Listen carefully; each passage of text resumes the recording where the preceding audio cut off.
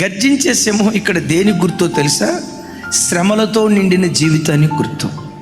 నువ్వు నీతిగా బ్రతుకుతావు, యేసయ్య యేసయ్య అంటావు, ఉదయం లేచి అరుణోదయ ప్రార్థన చేస్తావు, సాయంత్రం కుటుంబ ప్రార్థన చేస్తావు. నీకు తెలిసినంత వరకు ఎక్కడా దారి తప్పిపోకుండా నికార్సైన క్రైస్తవ జీవితం జీవిస్తావు. ఈవెందో అయినా సాతాను ఏం చేస్తాడో తెలుసా? శ్రమలనే ఆయుధం ద్వారా నీ విశ్వాసాన్ని కదిలించాలని ప్రయత్నం చేస్తాడు.